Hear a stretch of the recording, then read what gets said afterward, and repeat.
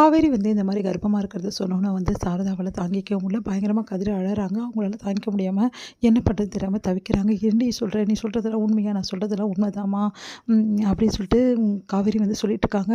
"அப்போ வயித்துல குழந்தைய வச்சிருந்தா என்கிட்ட சத்தியம் பண்ணியா?" அப்படின்னு கேட்குறாங்க. "நான் சத்தியம் பண்ணும்போது என் வயித்துல குழந்தை இல்லம்மா.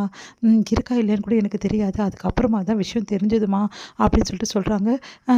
சரிடி, அப்போ அதனால தான் அந்த மாத்திரைய கூட நீ சாப்பிட்டியா? உன் மாத்திரை தானா அது?" அப்படின்னு கங்கா கேட்குறாங்க. "ஆமாக்கா" அப்படின்றாங்க. மாத்திரைனா அப்போ எழுதி குடுத்தாங்களா டாக்டர்? டாக்டர் கிட்ட போனியா? அப்படின்னு சொல்லிட்டு கேட்குறாங்க. "ஆமாக்கா, நான் டாக்டர் கிட்ட போனேன். அப்புறமா தான் எனக்கு தெரிஞ்சது. ஸ்கேனும் எடுத்து பார்த்துட்டேன்.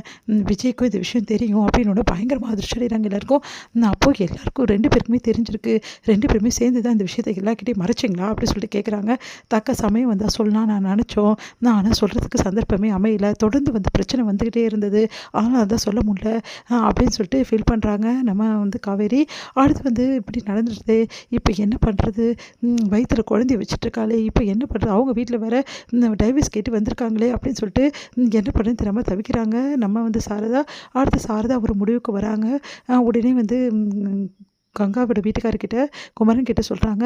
"இங்க பாருங்க, உடனே அந்த பையன நான் பார்க்கணும். தயவு செய்து அந்த பையன் எங்க இருந்தாலும் அவர கூட்டிட்டு வாங்க" அப்படின்னு சொல்றாங்க. "சரிங்க அத்த, விஜய நான் எங்க இருந்தாலும் கூட்டிட்டு வரேன்" அப்படின்னு சொல்லிட்டு குமரன் கிளம்புறாரு.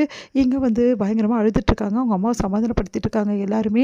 அப்போ அவங்க அத்தைக்கிட்ட காவேரியை பத்தி ரொம்ப கவலைப்படுறாங்க நம்ம சாரதா. "நான் ரொம்ப பெரிய தப்பு பண்ணிட்டேன் அத்தை. இவங்க 2 பேரும் நான் பிரிச்சிருக்கவே கூடாது.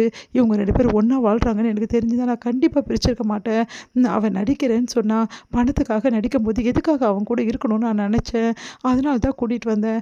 ஆனா 2 பேரும் இந்த அளவு அந்யோன்யமா வாழ்ந்திருக்காங்க. புருஷன் பொண்டாட்டியா வாழ்ந்தவங்கள நான் ஏன் பிரிக்க போறேன்? என்னால முடியல அத்தை. எனக்கு ரொம்ப குற்ற உணர்ச்சியா இருக்கு. எனக்கு ரொம்ப கஷ்டமா இருக்கு. இவங்க 2 பேரும் நான் பிரிச்சிருக்க கூடாது. நிதானத்திலேயே நான் இல்ல.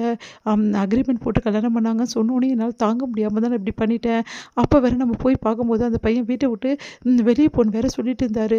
அதையும் நான் இந்த மாரி புரிஞ்சுக்கிட்டு இந்த மாரி பண்ணிட்டேன். எனக்கு தெரிஞ்சிருந்தா நான் கண்டிப்பா அந்த பையன் கூடயே வாழ வச்சிருப்பேன் அத்தை" அப்படி சொல்லிட்டு ரொம்ப ஃபீல் பண்றாங்க சாரதா. இப்ப ஃபீல் பண்ணி என்ன பண்றது சாரதா? கை மீறி போயிடுச்சு. எப்படியாவது சமாதானப்படுத்தணும் அவங்கள நம்ம. சமாதானப்படுத்தி காவேரியை அவங்க கூட சேர்த்து வைக்கணும். அதுதான் நம்மளோட வேலை. அத விட்டுட்டு இதுக்கப்புறமாவும் அவங்ககிட்ட கோவப்படக்கூடாது சாரதா அப்படின்னு உங்க அத்தை பாட்டி சொல்றாங்க. "நான் இனிமேட்ல கோவப்பட மாட்டேன். என் பொண்ணோட வாழ்க்கை தான் எனக்கு முக்கியம். வயித்துல குழந்தை சுமந்துட்டு இருக்க பொண்ணுகிட்ட நான் எதுவும் பண்ண மாட்டேன். கோவமும் பட மாட்டேன். அதே மாரி அவள எப்படியாவது சேர்த்து வைக்க தான் பார்ப்பேன் அத்தை.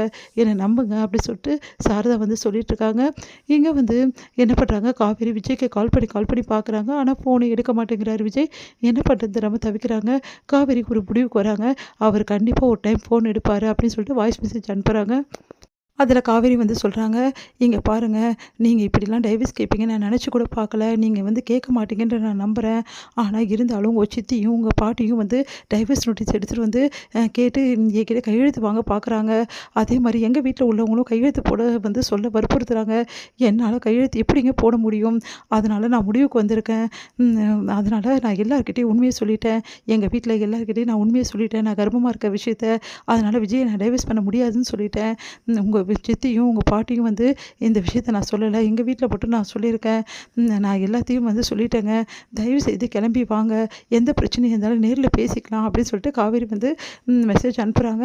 இங்க விஜய் ஃபோனை எடுக்காம என்ன பண்றாரு, ரோட்ல உட்காந்து பயங்கரமா அழறாரு. அவரால தாங்கிக்கவே முடியல. நடந்த விஷயத்தை எல்லாம் யோசிச்சு அழுதுட்டு இருக்காரு. "ஏன் காவேரி இப்படிலாம் பண்றா? ஏன் என்னை தள்ளி வைக்கிறா? எனக்கு ஒண்ணுமே புரியலையே. இப்படி பண்ணிட்டு இருக்காளே காவேரி" அப்படின்னு சொல்லிட்டு செம்ம டென்ஷனா ஆகுறாரு விஜய்.